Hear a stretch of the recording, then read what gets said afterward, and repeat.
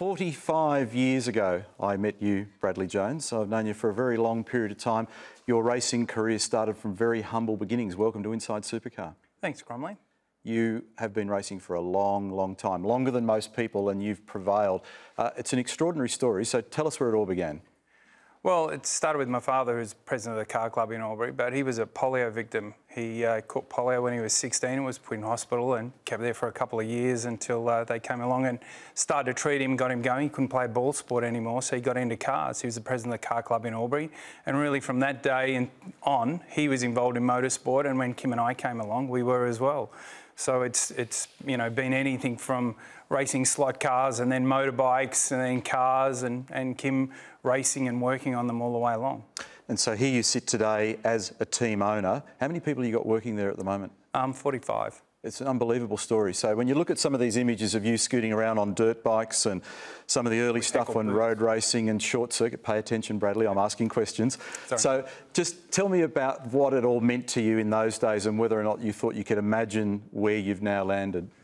It was just about racing. You know, when you're young and impressionable, it's just about, you know, competing, winning, getting to the next event, and I really loved the spirit of competition, and everyone loves a success. So from that, we got into cars. Kim and I really started with a Formula Ford each. Then we got into production car racing. He couldn't afford to race anymore, so he was good with the tools. He did all the work, and I got to drive. Great combination. And then we just, you know, off we went. So it's been a, you know, fantastic life, really. We see it in Australian business in lots of other areas, but we don't see much in the way of family business in the motor racing realm. So it's an unusual combination that once involved your dad and these days still involves your brother Kim and his son Andrew and your son Macaulay. It's a very unusual structure in that regard. Yeah, it is, but it is like a family business. I mean, it's a big family business, but I like to think that everyone that works there feels like they're part of the family. We work pretty hard to make them feel like that, and you know, we all celebrate in our success and in our failure. And look, I don't think you ever start with a plan to build something this big. For us, it was just about making opportunity and going racing, and you know, the production car was going really well. I got an opportunity to go off and do touring car racing with other people, race in Japan for a couple of years. So it's been, you know, it's been an amazing trip. Most of us have been motivated by a racing hero or two, and certainly the boys on the desk will share these values as well. For you, you were surrounded by the biggest racing names of the day through the 60s and probably even the early 70s. Yeah, and that comes back to my dad. You know, the picture there with Skinny Man and Norm Beachy. I still have a great relationship with Norm and Marg. Whenever I see them, we have a giggle, and I remind him that he promised me his Rolex watch. So it's those people used to come to our place for a barbecue on a Saturday night. It was an amazing way to grow up. Have you still got those socks, by the way, that you just had? We'll put the shot back up there again. There it is. Have a look in the centre, folks. Unfortunately, the dog ate those. They were tied around the top, weren't they? But it must have been incredibly powerful for you to have those sorts of guys around, because I can certainly remember in my childhood loving car racing. These guys were superstars, the mega heroes of the day. If you could be like them or near them, that was just huge. Oh, look, it was amazing. You know, all of those sorts of guys. Bob Jane, you know, we used to go and spend most Christmases and New Year's at his place at Mulwala. You know, he's really good friends with my mum and dad, and you know, I mean, you take it for granted a little bit, but it was great. I got, you know, Jimmy McEwen, Peter Mann, lots of guys like Medicus you've never ever heard of used to spend time at our place, and they always took time to help Kim and I through things and talk to us about different things. It's, you know, been good. You don't fit a traditional box.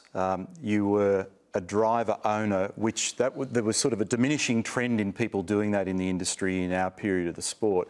And then from that, you made the transition to an owner. It's a bit of a rarity, isn't it, for people to be able to do that? And it's a very difficult thing to be an owner and have some degree of driving success, because usually those things compete. Yeah, they do, and you know, as I said earlier, none of it's by design.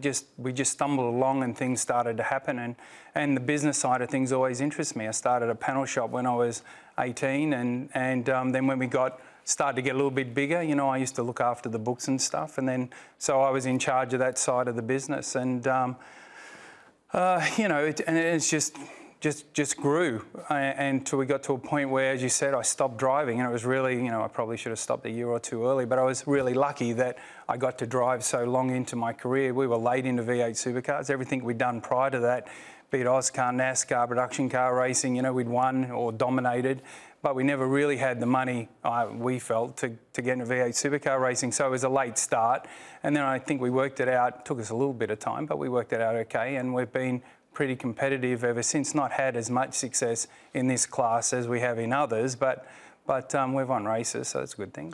It's a tough business at the very, very best of times, but it's even tougher when you're trying to succeed in a game where there's this much between everybody. And I'm interested from a personal standpoint, knowing that how complex it is as an owner, why you would want to be both a board member of V8 Supercar and also an active commissioner, because owning and succeeding in its own right is tough. Adding those two things is a whole nother dimension. Why are you adding that level of complexity to your life?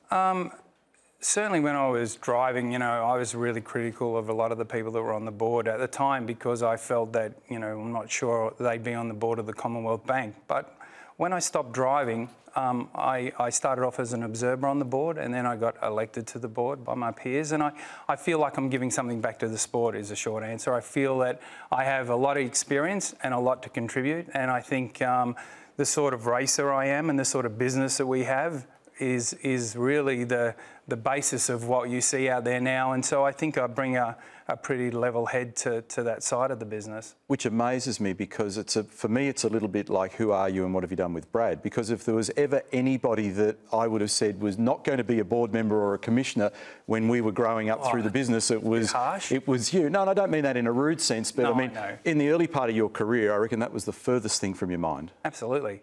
For me, it was race hard and play hard. And I lived like that for a long time. There's been a learning experience. Have you enjoyed seeing the other side of it and understanding the pressures that the V8 Supercar management and category management and even administration of the sport as a whole from a CAM standpoint, you sort of probably get a bit better understanding of what those things are all about? It's taught me to be a lot more patient. And I do have a much better understanding. You look at a decision and you quickly judge it, but when you have the background, it makes a big difference. I enjoy, spending time with those people that make those decisions and trying to influence where I can and send it in the right direction, which, as it turns out, is not as simple as it first may seem.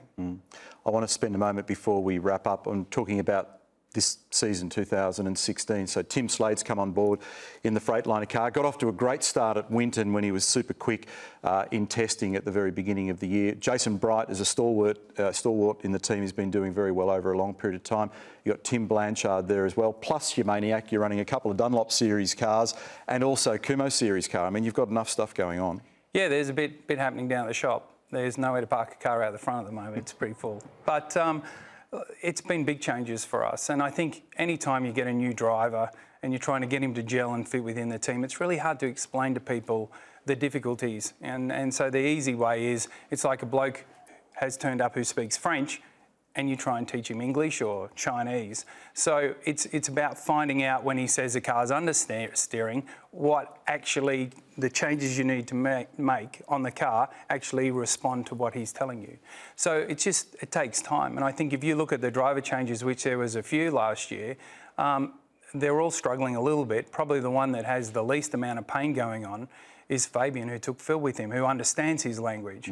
So it's it's interesting times, but I feel that Bridie's been in the top 10 almost every race, and I think we're still doing really well. We've got fast cars. And from memory, I think Tim just came off the back of his best round so far down at Phillip Island as well. Yeah, it was probably not so great for us for Tim to go so fast when we had that test day. We needed to change a few things. A lot of grip at Winton. Our cars are clearly fast when there's a lot of grip going down, but I think we're making some really good progress now. Quick comment just to wrap up. You've done a lot. You've won championships.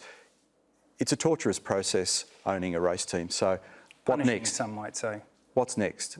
Is it you want to win more, you want championships, or is it just to survive?